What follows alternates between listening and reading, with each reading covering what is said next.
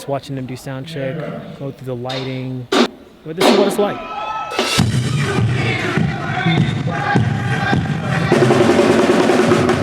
So we all know that getting gigs is crucial for musicians. But today, let's dive into some next level strategies and specific tactics you can use right now to not just get any gigs, but the right gigs and advance your music career.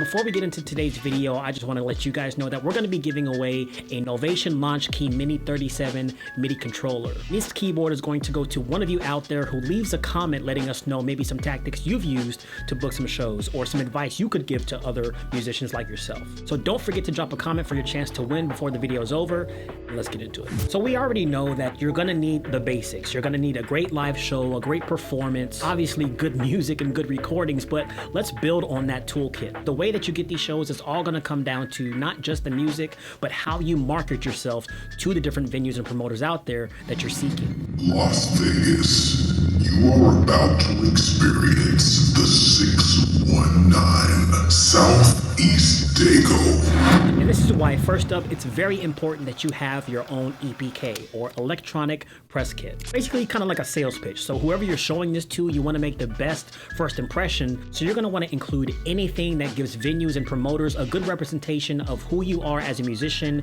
and what you represent.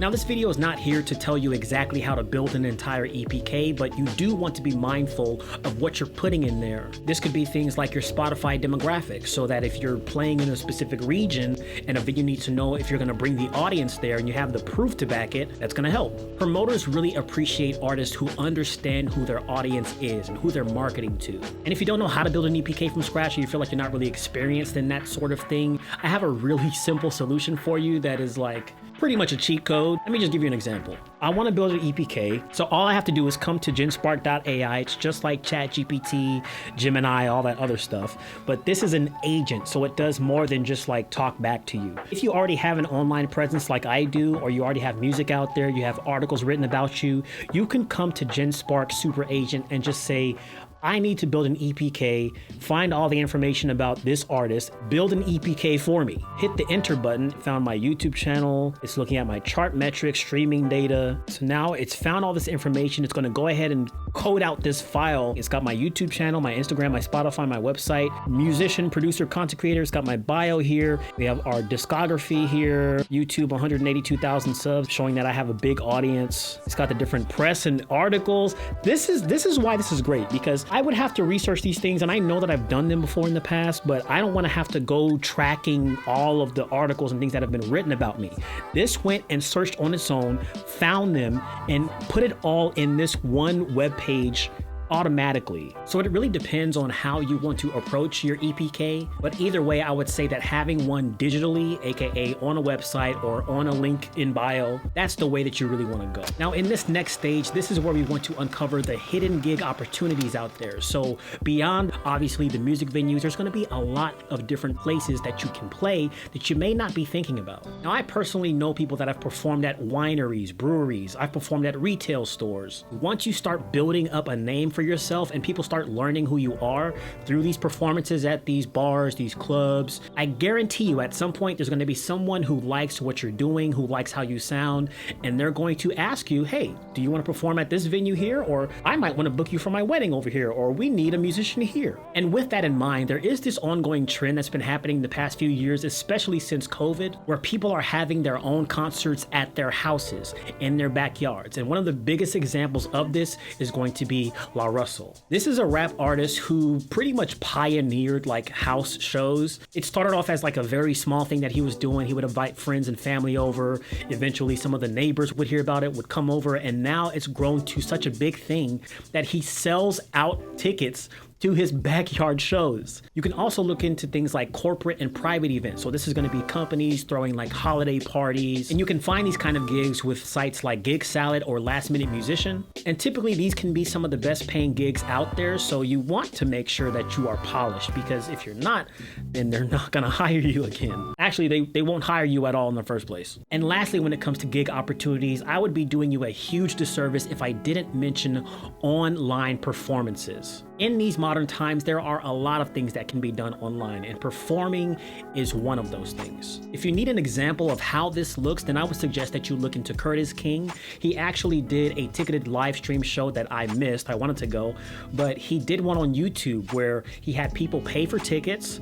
They were able to watch him perform in his own living room. He decorated the room, he had the lighting up and everything, he had the vibes going, the fog machine, so it felt like you were actually at a venue, but it was literally in his house. Now, if you are trying to pursue a traditional venue, a music venue, a bar, or a club, then of course you're gonna have to send emails and make some calls. But as you're contacting these people, you wanna make sure that you're coming off as more than just a person who needs a place to perform. Because yes, this is true, but guess what? There's a million other people that also need places to perform. Showing a venue that you're proactive, that you're professional, and that you really care about how you're getting this job, it's really gonna go a long way, because venues don't wanna work with difficult people. They don't want to work with people that are going to cause them sales, that are going to cause their venue or their brand to look bad because you look bad. When you care about them as a venue, they will care about you as an artist.